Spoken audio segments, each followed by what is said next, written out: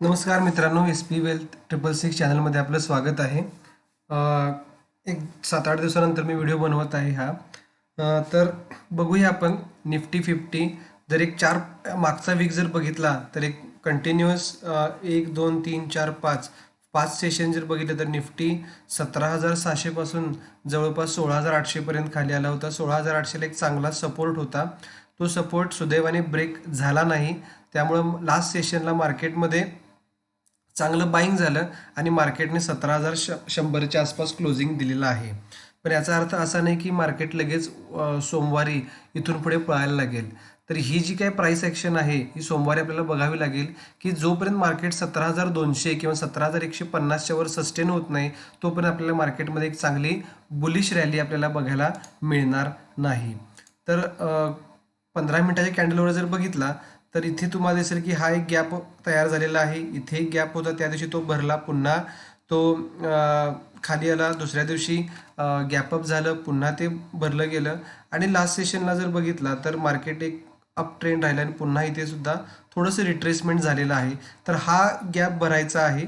तर जोपर्यंत 17,200च्या वर क्लोज होत नाही किंवा 17,150च्या वर मार्केट क्लोज होणार नाही किंवा सस्टेन करणार नाही तोपर्यंत आपल्याला मार्केटमध्ये एक बुलिश रॅली बघायला मिळणार नाही.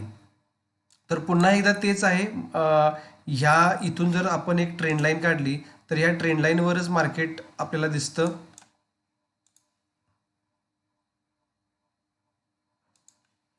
सो जोपर्यंत इकडे वर जाणार नाही, विकली कॅन्डलमध्ये 18,000च्या वर क्लोजिंग व्हायला पाहिजे, तेव्हा कुठे आपल्याला मार्केटमध्ये बुलिश रॅली बघायला मिळेल.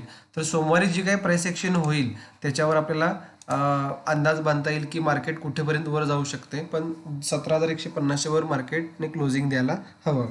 तर बघूया आपण ह्या वीकचे स्टॉक मी थोडे जास्त स्टॉक घेतोय. तर पहिला आहे मॉसचिप हा एक सेमीकंडक्टर रिलेटेड स्टॉक आहे. आत्ताच तुम्ही पेपरमध्ये किंवा टी व्ही न्यूज चॅनलमध्ये बघितलं असेल की इथून पुढे industry mechanical automobile electrical industry जी आहे त्याला चांगले दिवस येतील. तर त्या ह्याच्यावर हा जो स्टॉक आहे सेमीकंडक्टर रिलेटेड तो मी आज सिलेक्ट केलेला आहे. तर तुम्ही सेटअप बघितला असेल की 50 डे आणि 200 डेज मुव्हिंग ॲव्हरेज मी लावलेलं आहे ह्याच्यावर. तर कालच्या दिवशीच या स्टॉकने 50 डेज मुव्हिंग ॲव्हरेजवर क्लोजिंग दिलेला आहे. तर शॉर्ट टर्मसाठी हा स्टॉक आपल्याला घ्यायला काही हरकत नाही. याचं टार्गेट तुम्ही एक 10%च्या आसपास टार्गेट ठेवू शकताय. म्हणजे एक नाही म्हटलं तरी 80च्या आसपास याचं टार्गेट तुम्ही ठेवू शकताय. तर जूनच्या आसपास बघितलं तर हा स्टॉक इथून 60वरून हा स्टॉक खाली आला होता 44ला आणि तिथून पुढे हा याने हाय दिलेला आहे 80 रुपयेपर्यंत. सो ऑलमोस्ट डबल हा गेला होता विदिन 3 मंथ्स. ओके, त्याने पुन्हा रिट्रेसमेंट देऊन स्टॉकने 50 डेज मुव्हिंग ॲव्हरेजवर सपोर्ट घेतलेला आहे. तर हा स्टॉक तुम्ही तुमच्या वॉचलिस्टमध्ये ठेवा. घ्यायचं की नाही हे तुम्ही ठरवायचं आहे. स्वतः ॲनालिसिस करा. स्मॉल कॅप कॅटेगरीचा स्टॉक आहे. सो हा स्टॉक तुम्ही ट्रेडिंग बेटसाठी घेऊ शकता. दुसरा स्टॉक घेतलेला आहे तो फेस्टिव्ह सीझनचा आहे, तो म्हणजे टायटनच्या आता दसरा जवळ आलेला आहे. दसरा आहे, दिवाळी, त्याच्यानंतर त्यामुळे टायटनच्या ॲड्स चालू होतात. 20% डिस्काउंट. थोडं सोनं पण आता कमी झालेलं आहे. तर हा जो स्टॉक आहे तर जुलैच्या आसपास हा स्टॉक 1900च्या घरात होता आणि तो ऑलमोस्ट त्याने 2800च्या आसपासपर्यंत मजल मारलेली होती. ओके, 2 महिन्यात 2-2.5 महिन्यामध्ये. तर त्याने पुन्हा तो स्टॉक रिट्रेसमेंट झालेला आहे. तर असं वाटत होतं की 2400पर्यंत स्टॉक खाली येईल, पण सुदैवाने याने 50 डेज मुव्हिंग ॲव्हरेजवर सपोर्ट घेतलेला आणि स्टॉक आहे 2600च्या आसपास. तर ह्या आसपास सुद्धा स्टॉक तुम्ही घेऊ शकता. एक 10% टार्गेट, एक 2800च्या आसपासचं टार्गेट तुम्ही ठेवू शकताय. किंवा इथून जरी हा स्टॉक खाली आला तर 2400च्या प्राईसला तुम्ही हा स्टॉक 2400च्या प्राईसला तुम्ही हा स्टॉक बाय करू शकता.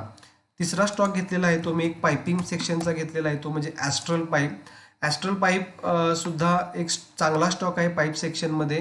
हा स्टॉक जून जुलैच्या आसपास ऑलमोस्ट 1600च्या आसपास होता. त्याने 2600पर्यंत मजल मारलेली आहे आणि पुन्हा तो स्टॉक आता 50 डेज मुव्हिंग ॲव्हरेजवर यानं सपोर्ट घेतलेला आहे. जेव्हा जेव्हा स्टॉक 50 डेज मुव्हिंग ॲव्हरेजच्या वर क्लोजिंग दिलेला आहे तिथून पुढे स्टॉकनं ऑलमोस्ट 10%चं आपल्याला प्रॉफिट करून दिलेलं आहे. इथे बघा तुम्ही मागे तुम्ही बॅक टेस्टिंग करू शकता. तर आत्तासुद्धा तो स्टॉक 50 डेज मुव्हिंग ॲव्हरेजच्या सपोर्टला आहे.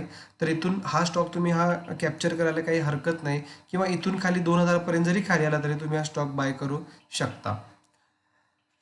नेक्स्ट स्टॉक आहे तो तो म्हणजे नॉसिन.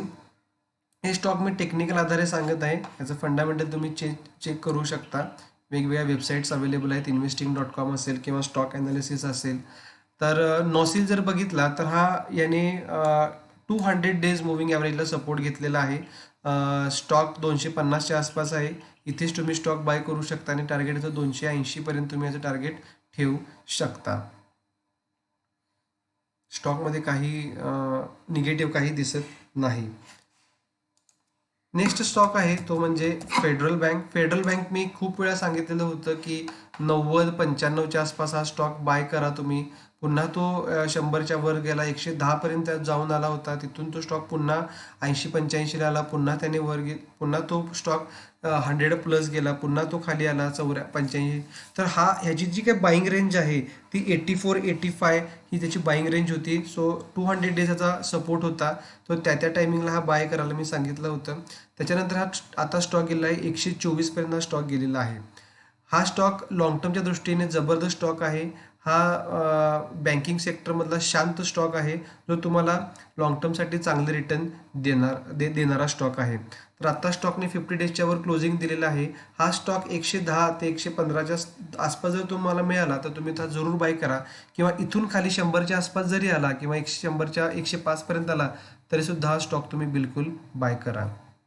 तर आत्ताची महत्त्वाचा एक स्टॉक मी घेणार आहे तो म्हणजे ह्या न्यूज बेसवर मी घेतलेला आहे, तो म्हणजे Vedanta Foxconn semiconductor plants leads India to usher in golden age of for the electronics. So electronics सेक्टरमध्ये हा स्टॉक तुम्ही चांगला इथून दिवससुद्धा चांगले येणार, कारण सेमीकंडक्टरचा जो काय प्लांट आहे leads India to in golden age, ही जी काय बातमी आहे ही 1/10 तुम्ही इथे बघू शकता, तारीख पण याची आणि टायमिंग पण. ही बातमी तुम्ही investing.com वर वाचू शकता. तर ह्या बेसवर मी तो स्टॉक घेतलेला आहे, तो म्हणजे वेदांता. वेदांतामध्ये एकच निगेटिव्ह गोष्ट आहे, ती म्हणजे ह्याचे प्लेज शेअर आहेत ते थोड्या जास्त प्रमाणात आहेत. त्यामुळे स्टॉक तुम्ही ट्रेडिंग बेटला घ्या असं मी सांगेन. लॉंग टर्मला याचं सपोर्टिव्ह रेंज आहे, तो म्हणजे सपोर्टिव्ह प्राईस आहे ती 50 डेज मुव्हिंग ॲव्हरेज. ज्यावेळी हा स्टॉक 50 डेज मुव्हिंग ॲव्हरेजला आलेला आहे तिथं त्याचं याचं बाईंग झालेलं आहे. तुम्ही बघू शकता निळ्या कलरची लाईन आहे 50 डेज मुव्हिंग ॲव्हरेज. ज्यावेळी हा स्टॉक 50 डेज मुव्हिंग ॲव्हरेजवर स्ट्रॉंगली सपोर्ट घेतलेला आहे तिथून हा स्टॉक वर गेलेला आहे. हे बॅक टेस्टिंग तुम्ही असं करू शकता. इथं आला, इथून वर गेला, इथं आला, इथून वर गेला, इथे आला, इथून वर गेला, इथे सपोर्ट घेतला. सो त्याचं जे काय बाईंग आहे ते 50 डेज मुव्हिंग ॲव्हरेजला आहे. तर हा स्टॉक एप्रिल महिन्यामध्ये होता 440 रुपयाला, तो पुन्हा 50% डाऊन झाला, 200च्या आसपास आला. जुलैमध्ये तो पुन्हा 320 पर्यंत गेलेला आहे आणि आता पुन्हा त्याने क्लोजिंग दिलेलं आहे 50 डेज मुव्हिंग ॲव्हरेजवर 270. तर हा ज्यांना ट्रेडिंग बेटला घ्यायचा आहे तर त्यांनी त्यांची बाईंग प्राईस तुम्ही बघू शकता 272, आणि त्याचा तुम्ही जर स्टॉप लॉस पाहिजे असेल तर तुम्ही 250 याचा स्टॉप लॉस ठेवू शकताय, आणि टार्गेट याचं राहील 300 ते 310. तर हे स्टॉक आहेत ह्या वीकचे. स्टॉकचा अभ्यास जरूर करा. व्हिडिओ आवडला असेल तर शेअर करा. थँक्यू.